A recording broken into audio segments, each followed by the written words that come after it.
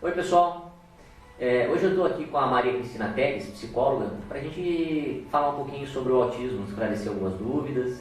Tudo bom, Cristina? Tudo bem. Então, Cristina, o que é o autismo? O autismo ele é um transtorno neurológico, né?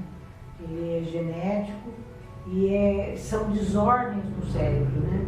Tanto que hoje a gente não fala autismo, a gente fala TEA, transtorno do espectro autista. Né? E hoje o DSM-5 preconiza isso, né? Não se fala mais. Certo, é mais amplo, né? Mais amplo, exatamente. Certo. O autismo tem cura? Não tem cura. Você nasceu autista, você vai até o final da sua vida autista. O que acontece com o autista é que existe o tratamento, existe várias coisas que melhoram a qualidade de vida do autista, mas você não vai deixar de ser autista. E uma das coisas no autismo que é muito importante a gente, quanto mais cedo você tratar, quanto mais cedo você cuidar, melhor. Tanto que o autismo, a partir normalmente, o importante é que até os 3 anos de idade, tem uns que são mais cedo, mais tarde, mas normalmente até os 3 anos de idade você consegue detectar o autismo. Tá, o autismo ele tem graus ou ele é todos detectados são a mesma coisa? Tem graus. Tem graus, porque o autismo você pode ter. Existe o autista de baixo funcionamento e alto funcionamento. Então existe aquele autista que ele vai desenvolver, que são às vezes alguns tidos até como gênio, né? Mas não é que o autista assim, o interesse dele, se ele tiver o interesse, por exemplo, por informática, ele é um gênio dentro da informática. Por quê? O autista, quando ele tem um interesse dele também, e tem uma coisa com o autista, por exemplo, um autista, ele entrou nessa sala. Vamos fazer Você talvez não percebeu que tem um cristal ali, né? Ele percebe tudo. É detalhista? Extremamente detalhista. Então, o campo de visão dele... Então, você imagina o momento que ele tem um interesse, que é específico dele. Então, eles têm, às vezes, habilidades fantásticas, né? Então, esse não. Agora, existe o autista de baixo funcionamento e esse não. Esse aí tem deficiência intelectual e esse é mais grave. O desenvolvimento dele é muito mais lento, para ele alcançar várias coisas, até para se trabalhar, né, com coisa que esse é a minha área, né? Eu trabalho com autista de baixo funcionamento. Então, eles têm muito mais, as dificuldades deles são. Agora, quando você fala autista, e a gente fala autista baixo, alto funcionamento, baixo, não importa, eles têm que ser tratados como ser único. Um autista não é igual ao outro. Isso não tem. Quando vocês estiverem no mercado de trabalho, vocês vão ver. Um não é igual ao outro. Tanto que cada programa para autista é um programa. Certo. A única coisa que se faz, e quem vai trabalhar com autista, e se vocês tiverem interesse em tudo, um dos programas que funciona muito com autista e dá muito resultado, tive no último congresso agora sobre autismo, que a revista Autismo fez, se falou muito disso, que é o método ABA, que é dentro da comportamental. Esse é um dos que funciona muito no desenvolver, para se trabalhar com autismo. Uma técnica, então. Uma técnica, E como é que é feito o diagnóstico? Como é que a gente chega a um diagnóstico é feito através de testes, exames, normalmente? Quem dá um diagnóstico de autista mesmo é o médico. O neuro que faz. E depois tem uma série de testes que se faz para chegar a esse diagnóstico. Mas não é simples você diagnosticar um autista. Porque às vezes ele tem algumas comorbidades, tem algumas coisas que você não chega. Às vezes leva muito tempo para você realmente diagnosticar. E as causas, tem fator hereditário, Existe. é pacífico? Existe. Hereditário.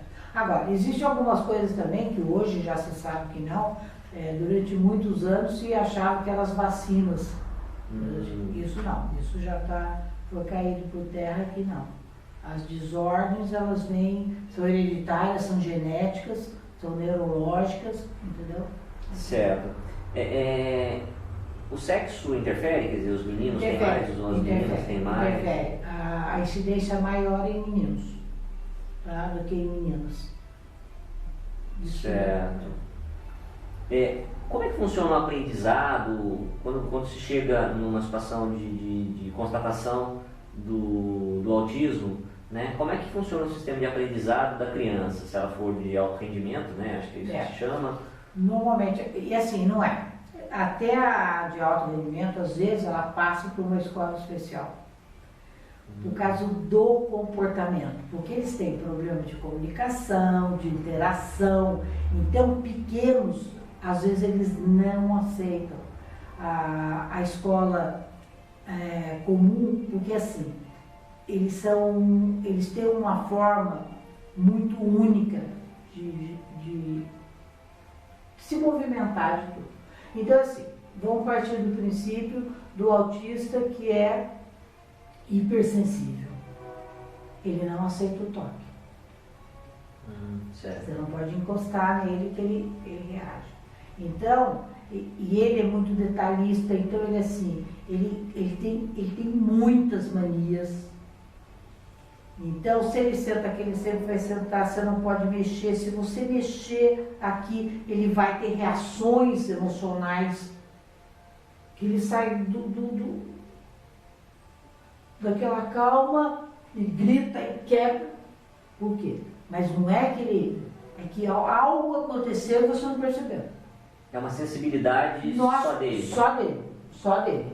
Tanto que, para você, quem lida com autista, uma das coisas, eles são muito rotineiros, né? O nível de rotina deles é enorme.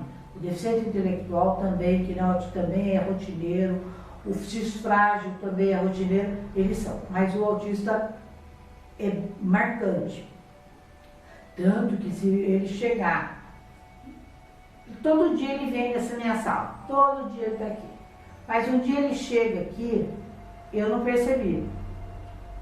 E nem pensei, troquei meu perfume. Pronto. Ele já vai se recusar a entrar, ele vai ter reações que você não sabe. E até você, mas foi porque o cheiro é diferente. Ele tem dificuldade para comunicar essa diferença que ele sente no ambiente, é isso, né? Tem. Ele reage. Certo. Ele fala, ele reage.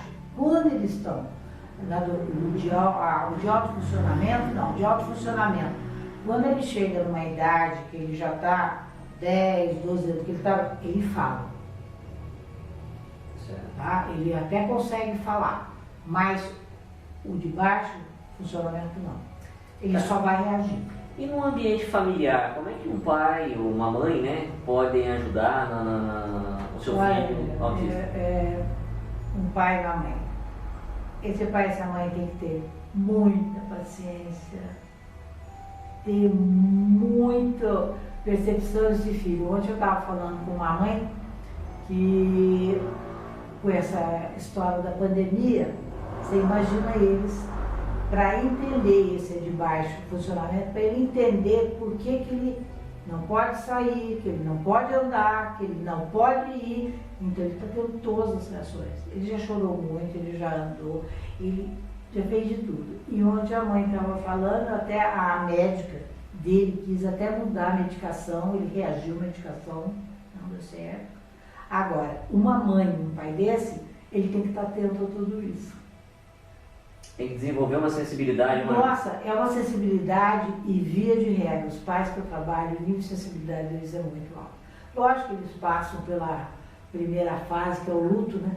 Sim. Essa fase do luto para eles é muito complicado, porque vocês que são estudantes já devem saber, né? Que a fase do luto é você ter que matar o seu ideal, matar aquela expectativa que você tinha do seu filho ideal, sonhos, né? os sonhos, até você. Então, a partir do momento que eles passam por isso, agora, tem famílias, tem pai que demora 1 mês, 2, 1 ano, 2 anos, cada um tem um tempo. Mas a família de autista, você vê, é muito. O que a gente vê, às vezes, existe muito pai que a gente vê que acompanha, mas via de regra é muita mãe. Certo. É mais a mãe. Os pais em si, o homem em si, né, ele tem mais dificuldade de enfrentar essa situação do que a mãe. Hoje, graças a Deus, a gente vê muitos pais. Mas por quê? Hoje, o que está acontecendo também? Hoje, o nível de informação está muito maior. Então, você tem muito mais acesso à informação, então isso também está ajudando muito. Certo. É indicado terapia para os pais que possuem filhos autistas, para eles? Ó, na minha... é primordial.